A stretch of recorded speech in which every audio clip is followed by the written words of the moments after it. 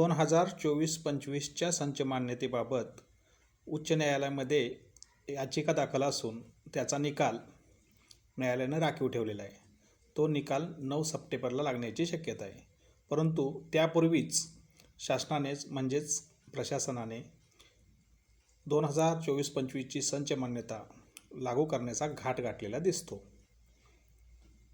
त्याचा राज्यातील पहिले उदाहरण म्हणजे मुख्य कार्यकारी अधिकारी जिल्हा परिषद अमरावती यांनी मुख्य कार्यकारी अधिकारी जिल्हा परिषद पालघर यांना पत्राद्वारे कळवलेले आहे की जिल्हा परिषद पालघर येथून जिल्हा परिषद अमरावती येथे 2022मध्ये आंतरजिल्हा बदली झालेले शिक्षक यांना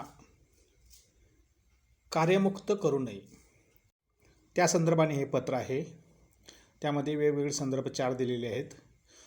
त्याच्या खाली उपरोक्त संदर्भ क्रमांक 3 अन्वये आपणास जिल्हा परिषद अमरावती येथील मराठी माध्यम सर्वसाधारण क्षेत्रातील कार्यालय पदे अतिरिक्त ठरत असल्याने जिल्हा परिषद पालघर येथून आंतरजिल्हा बदली झालेल्या शिक्षकांना कार्यमुक्त करण्यात येऊ नये. कार्यमुक्त केल्यास या जिल्हा परिषदेकडून संबंधित शिक्षकांना रुजू करून घेतले जाणार नाही असे कळवण्यात आले आहे. संदर्भीय क्रमांक 4 अन्वये सन 2022मध्ये आंतरजिल्हा बदली झालेल्या शिक्षकांना कार्यमुक्त करण्यात आलेले आहे. त्यापैकी जिल्हा परिषद अमरावती येथे मराठी माध्यमाची 2 व उर्दू माध्यमाची 2 अशी एकूण 4 शिक्षकांनी जिल्हा परिषद अमरावती येथे सामावून घेण्याबाबत निवेदन सादर केलेले आहे. परंतु 2024-25 संच मान्यतेनुसार मराठी माध्यम सर्वसाधारण क्षेत्रातील कार्यरत पदे अतिरिक्त ठरत असल्याने जिल्हा परिषद पालघर येथून आंतरजिल्हा बदलीने जिल्हा परिषद अमरावती येथे आलेल्या मराठी माध्यमांचे खालील तक्त्यात नमूद शिक्षकांना जिल्हा परिषद अमरावती येथे सामावून घेता येणार नाही. शिक्षकांची नावे आहेत उमेश रमेश सोळंके आणि भागोराव मधुकर बोंबले. हे 2 अनुसूचित जमातीचे शिक्षक आहेत. तर बदली संवर्ग त्यांचा सर्वसाधारण आहे.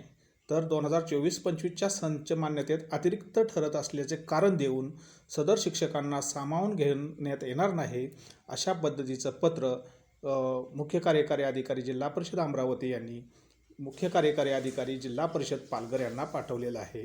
संच मान्यतेच्या याचिकेचा निकाल अजून राखीव ठेवलेला असला तरीही त्यापूर्वीच संच मान्यता लागू करण्याचा घाट शासनाने घातलेला आहे आणि त्याचा राज्यातील हा पहिला झटका आहे. म्हणजेच आडमार्गाने संच मान्यता लागू करणे चालू आहे की काय असे म्हणावे लागेल. शासनाचे हे धोरण असेच चालू राहिले तर पुढील काळात राज्यामध्ये शिक्षकांची हजारो पदे अतिरिक्त होतील यात शंका नाही.